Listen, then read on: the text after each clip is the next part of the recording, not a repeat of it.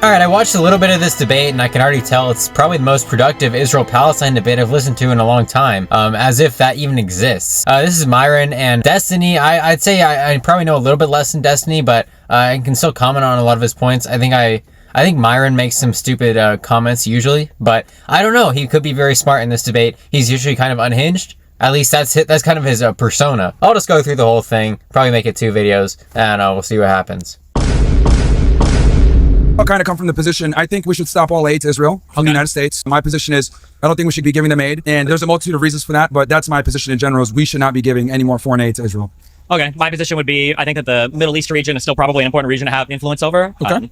For purposes of like oil shipment and oil refining, and also for trade through the Suez Canal. So I feel like having a lot of influence in that region is important. And if we leave, then we're kind of just... This is actually a good question. Like, should we give aid to Israel? Well, Israel did pretty well before we started giving them massive aid, back when our country was more 50-50, right? We didn't outright support Israel like Eisenhower, that kind of middle policy, but Israel is in an important spot, right? And it's important to be allies with them. Because, don't get me wrong, they do horrible stuff.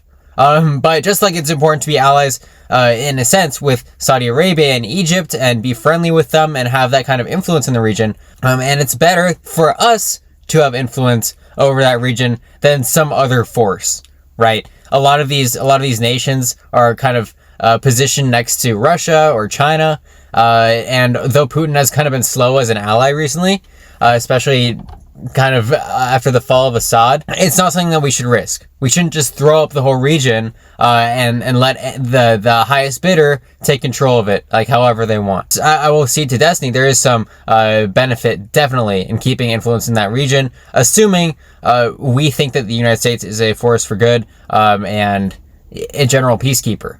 And that's a whole other debate. But I'd rather the United States than someone else do it, is the basic argument that is kind of thrown around all the time. Get up to somebody else. Okay, good points. I would say with the Suez Canal, we kind of already have that under control because we've basically bribed Egypt by, giving them a lot of aid, to play nice with Israel. And then as far as, maintaining security in the region, we're cool with pretty much everybody else. Saudi Arabia, Qatar, the countries that have some real influence, especially Saudi Arabia. So I would say, I think Israel's... Yeah, so we don't have to give aid to Israel, especially when they're committing massive violations of international law. I think it's important that we can make that aid contingent on a lot of stuff, like peace with the Palestinians, a just resolution to the Israel-Palestine conflict, right? Two-state solution, stop fighting these wars of revenge and annihilation, and killing 17,000 children and 30,000 women and children, right, in the Gaza conflict, and bombing every single hospital in the region, cutting off oxygen, right, all of the stuff, excessive force at aid distribution sites, right? This is all very problematic, right? And while Israel is in an important spot, and they are not, fortunately for us, they're not religious fundamentalists. They're not religious fundamentalists in the same way that kind of the Ayatollah are, or some of the leaders of Hamas, Hezbollah, or like other groups like ISIS, Al-Qaeda, right? At least they're not that. At least they practice democracy. Like a lot of people like to frame these conflicts as religious, when it's like, well, a lot of the groups in the Middle East hate the word, hate the words democracy and freedom of speech far more than they hate the words like Judaism, right? But still, it's important to have that kind of influence over the region. And if giving them a small amount of aid does that, then fine. I like our aid to Egypt because again, it's generally peacekeeping, because it's kind of been contingent on a continuation and the spirit of the 1979 Camp David agreements, right? All good there. No one's really disagreed yet. Hurt us quite a bit in the region versus assist us. I know, people say, oh, they're our greatest ally or whatever. I think doesn't have to be Israel. I think there's other Middle Eastern countries that we can work with that wouldn't create as much of a tumultuous situation that we have in the Middle East. Can I have a pen and paper too, if that's cool? Yeah. Yeah, I don't see who would, like, you mentioned that we're cool with like Saudi Arabia and other countries and Egypt as well. I think a lot of that is a function of probably Israel's strength. For better or for worse, over the past 6 months, they have managed to fuck up basically every other regional opponent. And I think that even though publicly they have to pay lip service to, chastising Israel over the Palestinian issue, Saudi Arabia and everybody else is happy to watch. So if not for Israel's strength, I actually don't think this is a good point. If not for Israel's strength, Saudi Arabia and Egypt and other countries wouldn't be incentivized to make peace with the United States. I don't see how those dots connect. You can say that the 1979 Egypt Camp David agreement was kind of a result of the Yom Kippur War, and Egypt and Nasser, Sadat, kind of seeing like, if we can't win there with a surprise attack from both fronts, Syria and Egypt and the Sinai, then we're never going to win this conflict in a sense of kind of a war of annihilation sense, right? So you could say that peace was contingent on that, Israel being strong in that sense, but no. I think that a lot of these countries would be open to an arrangement where they can more directly oppose Israel, but still be in favor of a more like open to America kind of peace deal or friendship agreement, right? If anything, I think that would make our bond stronger, because the Arab countries levy these legitimate complaints about Israel that I talk about all the time, and if America allowed them to do that, possibly cut down aid to Israel, say Israel isn't our stronghold here, all these Arab countries are as well, then I think that would really legitimize us in the region a little bit more, and people like Khomeini would hate it, right? Because he hates free speech, democracy, etc., everything that America stands for, right? So he wouldn't like that very much.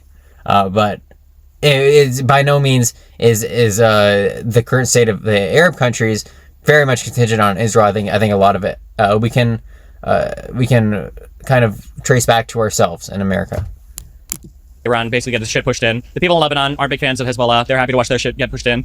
Yemen is perpetually fucked, so no one anywhere cares about what's going on there. So I feel like even though right now, obviously we made nice with Egypt and Israel so that they would make nice with each other, if we were to extricate from there and then pull all of our support out, I see like the possibility of like a Russia or a China coming in and then playing nice with them, and then obviously all of these Arab countries hate these groups. Like they hate Hamas, hate Hezbollah, they hate having to deal with these terrorist groups. They purport to be like allies of the Palestinians, right? And they are.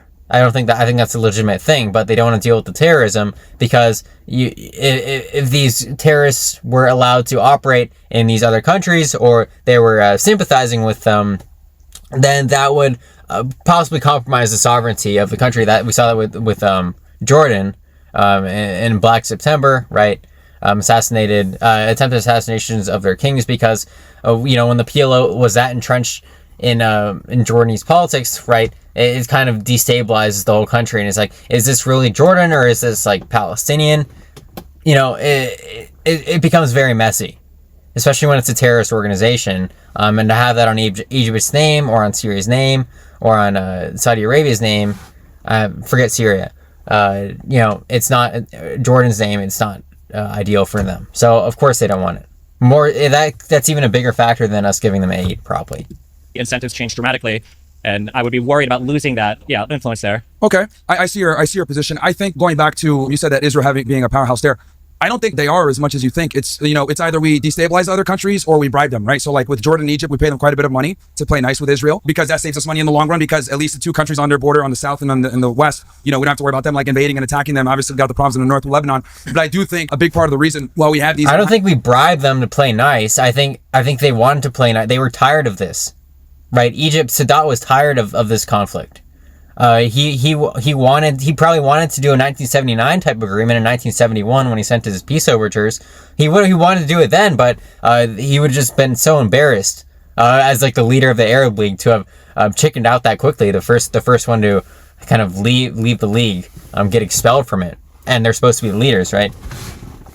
So that's kind of the dynamic that's going on here.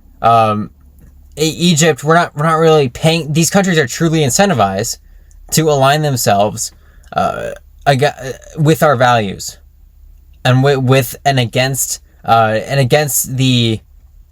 And they're not even against the Palestinians, and against the more controversial aspects of Palestinian resistance. So Myron's stipulating that we're bribing them to not invade Israel, and that's a very kind of anti-Arab comment. I don't know why he made that. I don't really believe many of these Arab countries, including Iran, really want to fight wars of annihilation against Israel. They want a diplomatic end to the Zionist regime dissolving the Green Line, essentially, and melting Israel proper into Gaza and the West Bank. That's what they want, and then they further want a referendum among pre-Balfour indigenous peoples of the land. highly immoral. It would exclude a ton of Jewish immigrants, but that's what they want. They don't want to go in there and roll their tanks over the land and just kill everyone they see. And they don't want to drop bombs in Tel Aviv. That's kind of a myth, right? Then they never have done. There's an argument that they were about to in 1967. I don't buy it at all. I think 1967 is very interesting, but I doubt they're going to debate it here. Is really more for us to, pay these people off so they don't attack Israel. Whereas, like, if Israel wasn't there, we wouldn't have to, be bribing these guys to give them money so they don't attack Israel. So it's either we destabilize and destroy them, or we bribe them with money, like we did with Jordan and I mean, to be fair, we call them bribes, but that came after Israel won basically 4 wars against all of these countries. With our aid. Not until 73. Like, Israel won 48 basically on their own. They, the Suez Crisis in 56, they won on their own. In 67, they kind of lost the Suez Canal crisis, so they kind of got ran out. Suez Crisis was with French and British support. America wasn't really taking sides at that point. But they did win 1967 decisively, Yom Kippur decisively, and of course the War of Independence decisively. All of that is and that's kind of the point I made in the beginning, right? Israel is still very much a powerhouse in the region. This kind of goes against Myron's point, without American aid to it. So I think we have to worry most about having influence over Israel. We also have to worry about Israel having too much influence over ourselves, of course, but we should have influence over Israel, especially considering what they're currently doing and the weight of the decisions that they make in that region. We should have influence there. I think that's very bipartisan, of course. But I don't think that a non-American Israel is going to wither away and die, and the whole thing's going to become an ISIS caliphate. I think that's a myth too. No, absolutely not. The Suez Canal crisis? Absolutely The not. U.S. told them you got to leave. Exactly. They got run out. The U.S. told them to fuck off. Yeah, yeah. They didn't, it's not because they should beat them. Nasser and Egypt would. Yeah, they did not lose. Like, they gained the Strait of Tehran for almost 10 years before Nasser closed it off in 1967, right? That's a decisive win. That's access to the Red Sea. That's a decisive win for Israel. That's the Suez crisis. And Egypt, kind of embarrassingly, had to put a UN peacekeeping force in the Sinai, which kind of after the invasion, after Israel kind of invaded their sovereignty, kind of in a culminating fit, where Egypt was kind of being sympathetic to these terrorist pro-Palestinian groups that were kind of skirmishing over the border, right? And that combined with the French and British outrage over the nationalization of the Suez Canal, which, by the way, was totally reasonable. This stuff doesn't have to be owned by British and French shareholders, and they were all compensated, I believe. Correct me if I'm wrong on that. I think they were compensated. I think it's very reasonable that happened. But of course, Israel won there. Like, how can you say that they lost? America told them to get out, and they did get out. That was back when America was more in the middle on the Israel conflict, and we would be served well to do the same thing. I think we should have had more influence over them in that kind of era, but influence doesn't necessarily have to mean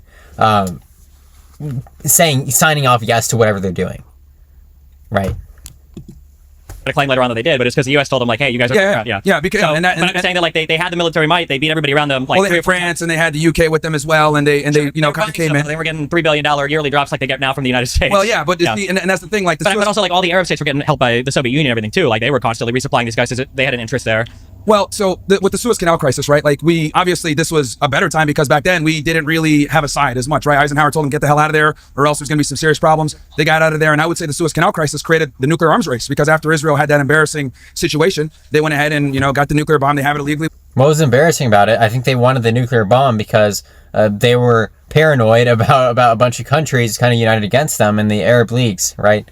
So they could build these contingency plans. And we see in the Yom Kippur War, and I believe 1967. I have to check that.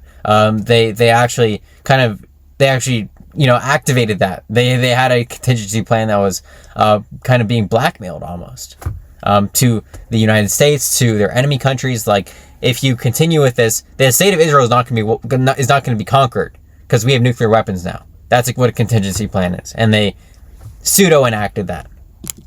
which I find kind of hilarious that they try to tell Iran that they can't have nukes when they have an illegal nuclear program. Yeah, but I mean, if you ask anybody in the world, who would you rather have nukes, Israel or? Yeah, Iran is to be less trusted with nukes, of course, because they do fund groups that brazenly kill civilians. Israel does not do that. And them having a nuclear weapon, well, I have said in the past, it's not a big deal. They would never use it. I have no problem with them having 60% enriched uranium as a bargaining chip. I think we should just say, have your bargaining chip. We're not going to give you anything for it. If you build a nuclear bomb and violate Article 2 of the Non-Proliferation Treaty, and violate your own sovereign law, the nuclear fatwa against nuclear weapons, right? That shows you're an untrustworthy state, and we will attack you for that. We will bomb you. Like, this is called peace through strength, but not in the idiotic way that Donald Trump does it. It's in a very strategic way that actually you see the tangible contingency of the attack on something very, very significant and very, very tangible, like the successful construction or confirmed construction of a nuclear bomb. This was not confirmed and before the recent attacks, which is why I'm so against them. And we basically just bombed centrifuges. It was entirely useless, and so many people died for no reason. Ron, like, even Persians, even the Iranian people are like, yeah, probably better with Israel. Well, here's the thing. I mean, we also said that, North Korea can't have nuclear weapons, but what ended up happening? Trump met with him, they shook hands, he went into North Korea. Nuclear weapons are a deterrent. I think they create quite a bit of peace. North Korea is so isolationist, it doesn't even matter. North Korea could have the biggest like stockpile of nuclear weapons in the world. I would not care. Like, it could matter less to me. They could have whatever weapons, name any weapon you want, because North Korea is not worried about being the leader of a region. That is not in the cards for them. It is in the cards for Iran. They want to be the leader of the Arab world, the Middle East. Israel also wants to be the leader of the Middle East in a kind of a different, more adverse way, more perverse way. So that's a big difference there. Of peace. The only issue is North Korea doesn't really do like the proxy terrorism like Iran does, with like Hezbollah, with the Houthis, with Hamas. And I think North Korea is kept on a short leash because China's right there, and China doesn't want to see North Korea fuck around because it's going to reflect poorly on them. Iran doesn't really have the same, I think, kind of leash on them. Sure. Yeah, that's very true, and I don't think Putin also would keep Kim Jong-un on a short leash as well. So that argument applies there too. Putin is a very much a non-action person when it comes to his allies. He does not want to intervene, and he does not want his allies to make a big commotion, because guess what? He's not going to intervene, right? Look at Assad, right? The most obvious example. But my position is that, like, nuclear weapons, like, deter people. And my thing is, here's my thing. I think every country should be able to exercise sovereignty and the ability to protect themselves. If Israel's going to run an illegal nuclear program, then Iran, as one of their adversaries, I see why they're doing what they're doing. And I will say that, our assistance of Israel has actually made the nuclear problem worse, right? We had the nuclear deal. Yeah, of course. It has the nuclear problem so much worse. We should have kept in, if we really do care about Iran having a nuclear weapon, and I don't think that they would have ever developed one, by the way, even if without a nuclear deal. I think that would be absurd. And if they did, then we should have contingencies where we would that would be a red line, like serious red line that was ever enforced. That would be a red line. Iran building a nuclear bomb, not only because it's a nuclear bomb, but because it just violates stuff that they've said in the past, stuff that they've agreed to in the past, in such a violent way that it would basically say our regime is a lie, and our response to that in a peace through strength kind of way would be okay, well, we will intervene militarily then in your country. That's like a lot of people don't understand what peace through strength means. It's like applying such a deterrence that it never happens. It's not an anti-war stance, but it is the probabilities. So if Ukraine joined NATO, would Putin have invaded NATO? But then they say, but if Ukraine joined NATO, if Putin invaded NATO, then we'd have World War III. And it's like, well, Putin wouldn't have invaded NATO, and 250,000 young men would still be alive. So we're just playing probabilities here, and this has worked in the past. So that's my kind of deal with Iran. If they develop a nuclear bomb, then we should intervene and severely punish their ability to have any military at all. The extent to which we do that, I wouldn't know, but it would be enough to threaten their regime, because that is the only kind of deterrence that works. We are a deterrent state as well. So it's getting dark, so I have to stop here, but I'll continue later.